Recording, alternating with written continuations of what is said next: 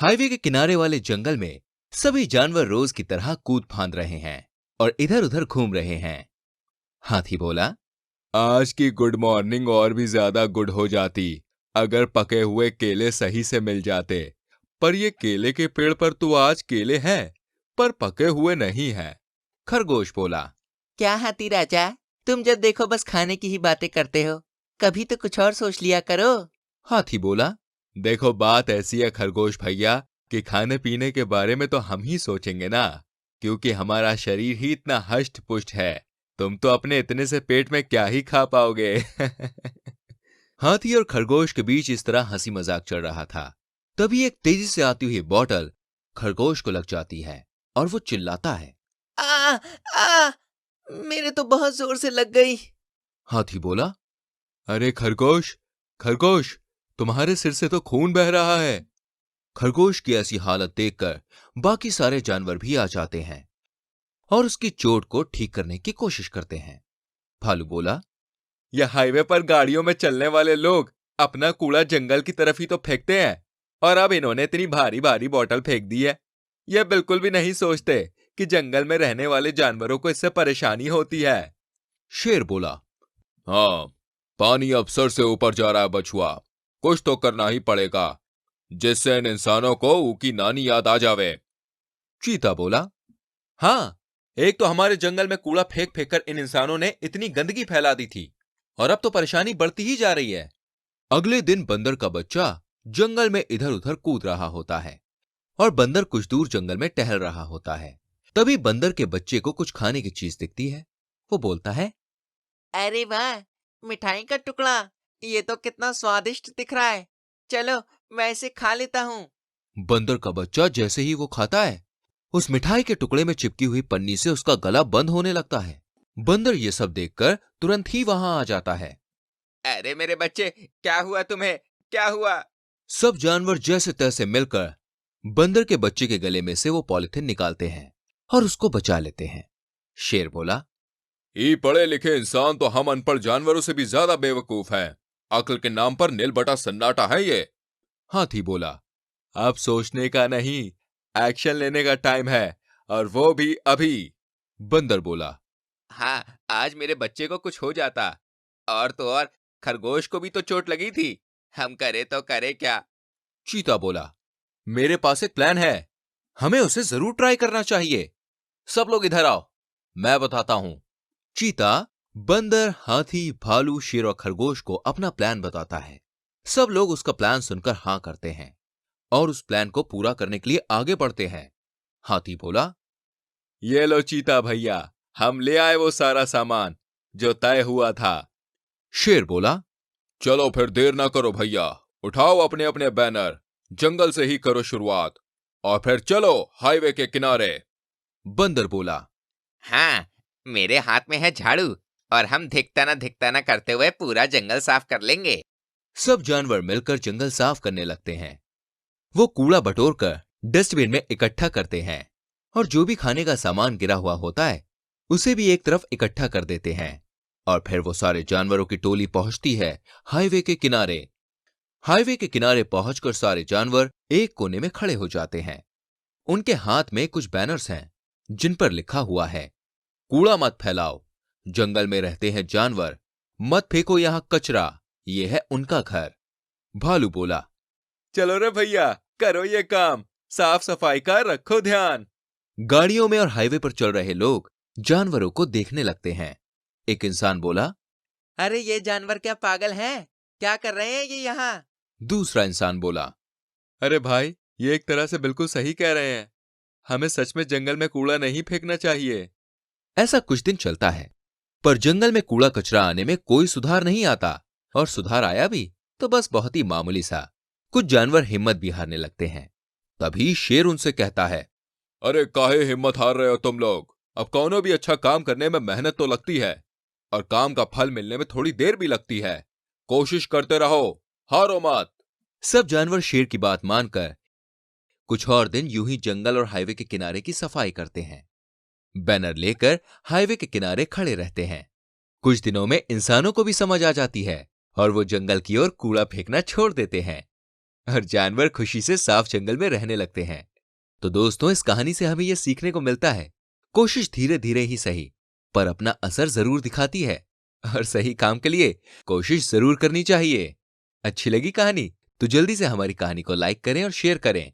और ऐसी और कहानियों को देखने के लिए चैनल को सब्सक्राइब करके बेल आइकन को प्रेस करें, ताकि आपसे हमारी कोई भी कहानी मिस ना हो। चलिए मिलते हैं आपसे अगली कहानी में। तब तक के लिए अपना ख्याल रखिए। Bye bye.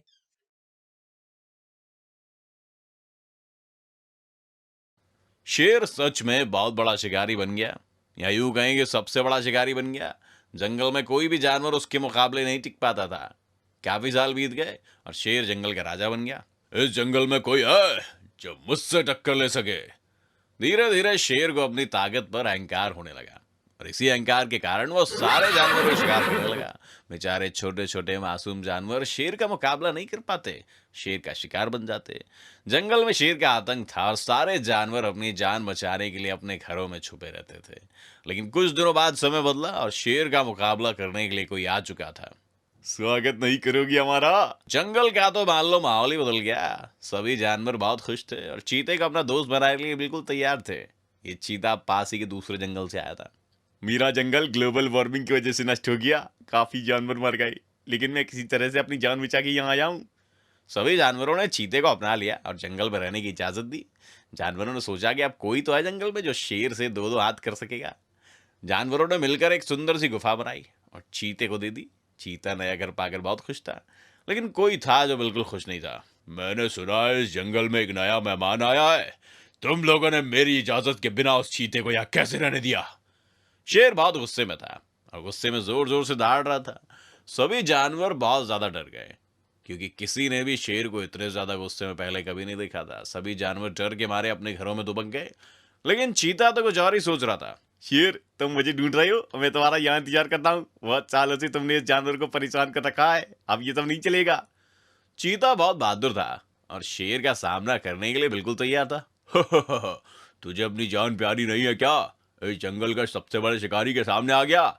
शेर और चीता अब आमने सामने थे और देखते ही देखते दोनों एक दूसरे पर हमला कर देते हैं। कभी शेर भारी पड़ रहा था तो कभी चीता।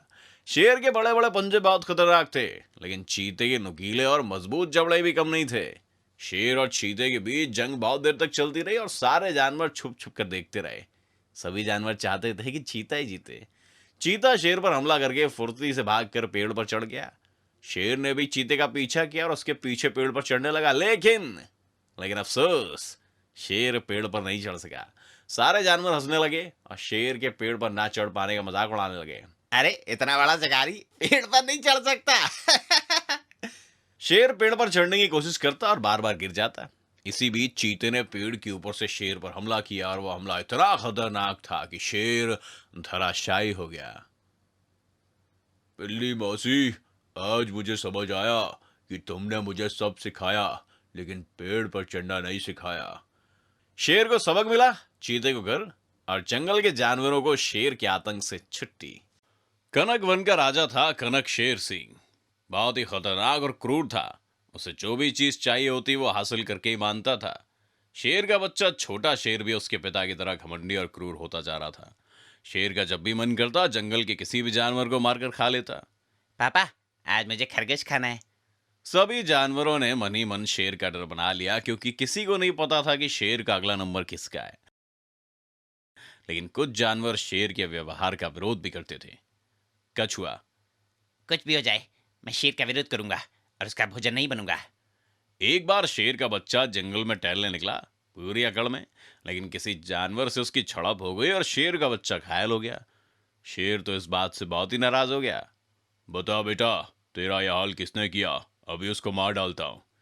वो लंबा था, बड़ा था, ताकतवर था। शेर समझ नहीं पाया कि वो जानवर कौन है, लेकिन उसने अपने बच्चे की सुरक्षा के लिए एक बॉडी गार्ड रख लिया, एक सांड, एक मोटा तगड़ा सांड। तुम हमेशा मेरे बेटे के साथ रहोगे ताकि इसे कोई जानवर परेशान ना कर सके, समझे? अब शेर का बच्चा जहां भी जाता, सांड भी उसके साथ जाता और छोटे छोटे जानवरों पर दादागिरी करता। कभी कभी जानवरों से बहुत बुरा बर्ताव भी करता। शेर का बच्चा ये सब देखकर बहुत खुश होता और हंसते हुए तालियां बजाता। बहुत दिनों तक तो यही चलता रहा। अब जंगल के सभी जानवर तंग आ चुके थे। लेकिन एक दिन शेर का बच्चा यूं ही खेलते हुए कछुए से जा भिड़ा। ए कछुए, मुझे सलाम कर, नहीं तो ये सांड तेरा कचूमर बना देगा। मैं नहीं करता, जो करना है करो। कछुए की बात सुनकर शेर के बच्चे को गुस्सा आया और सांड भी गुस्से से लाल होकर कछुए को मारने के लिए आगे बढ़ा, लेकिन कछुआ धीरे से अपने खोल में घुस गया। अरे ये तो डर के छुप गया, सांड मार डाल उसे। सांड ने खूब कोशिश की, हर चाल चली, लेकिन कछुए के सख्त कवच को जरा भी नुकसान नहीं पहुंचा पाया। सांड अब सारी कोशिश करके थक चुका था और उसे हार मान ली। शेर का बच्चा रोता हुआ अपने पापा के पास पहुंचा और पूरी बात बताई। उस कछुए की मौत आ गई है, अब मुझे ही जाना पड़ेगा उसे सबक सिखाने। शेर कछुए को मारने के लिए निकला, लेकिन दूसरी तरफ कछुआ भी तैयार था एक योजना के साथ। सांप भाई, शेर से लड़ने के लिए मुझे तुम्हारी मदद चाहिए, तो मुझे अपना थोड़ा सा जहर दे दो ताकि मैं शेर को सबक सिखा सकूं। कछुए ने सांप का जहर ले लिया और तब तक वहां शेर भी दौड़ता हुआ आ गया। शेर को दौड़ता हुआ देख सभी जानवर छुप गए, लेकिन कछुआ वहीं डटा रहा। शेर ने गुस्से में दौड़ते हुए कहा, कछुए, तूने मेरे बेटे के संग पंगा लेकर बहुत बड़ी गलती कर दी है, अब मैं तुझे मार डालूंगा। इतना कमेंट ठीक नहीं है, तुम्हें जानवरों के साथ अच्छा व्यवहार करना चाहिए, वरना तुम्हें पछताना पड़ेगा। शेर ये सुनकर बहुत गुस्से से भर गया। छोटे से जानवर, तेरी ये मजाल कि जंगल के राजा को धमकी दे, रुक। शेर ने कछुए पर हमला कर दिया और उसे खाने की कोशिश करने लगा, लेकिन कछुआ तो अपने सख्त खोल के अंदर छुप गया। कछुआ अंदर से ही बोला, शेर, अभी भी तुम्हारे पास समय है, अपनी गलती मान लो तो सब ठीक हो सकता है, वरना बहुत बुरा होगा। शेर और गुस्से में आ गया। वो कछुए को गुस्से से वहां पर पटकने लगा। कछुए का सब्र अब टूट चुका था। ठीक है शेर, अगर तुम नहीं मान रहे तो भुगतो। इतना कहकर कछुए ने सांप का जहर अपने खोल के अंदर से फेंका और जहर सीधा शेर की आंखों में चला गया और शेर जहर के असर से अंधा हो गया। ये क्या हो गया, ये क्या हो गया, मुझे कुछ दिख नहीं रहा। शेर को जीवन के लिए सबक मिल चुका था, लेकिन देर से, क्योंकि उसकी आंखें अब वापस नहीं आ सकती थी। दोस्तों, तुम्हें पता है बाघ जंगल का सबसे खतरनाक जानवर होता है और सुंदरबन के बाघों को तो दुनिया में सबसे खूंखार माना जाता है।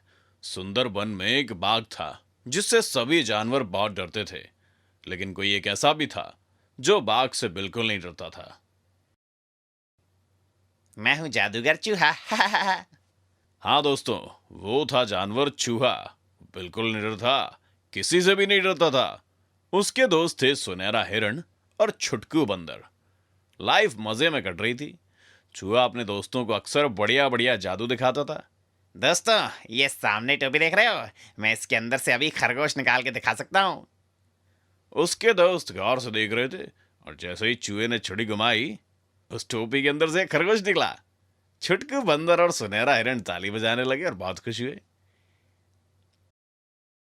अरे तुम लोगों की तालियों से खरगोश डरकर भाग गया, पकड़ो उसे।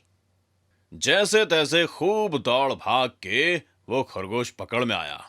इस तरह वो खूब मस्ती करते रहते थे, लेकिन एक दिन सुनहरे हिरण को रास्ते में बाघ मिल गया। भाग भैया, मुझे मत खाना प्लीज। लेकिन बाघ नहीं माना और उसने सुनहरे हिरण पर हमला कर दिया। सुनहरा हिरण अपनी जान बचाकर भागा और अपने दोस्तों के पास पहुंचा। उसने अपने दोस्तों को सारी बात बताई। इस बाघ ने तो सभी जानवरों को जीना मुश्किल कर रखा है, कुछ करना पड़ेगा। लेकिन हम तो बाघ से मुकाबला नहीं कर सकते, वो इतना ताकतवर और हम इतने कमजोर।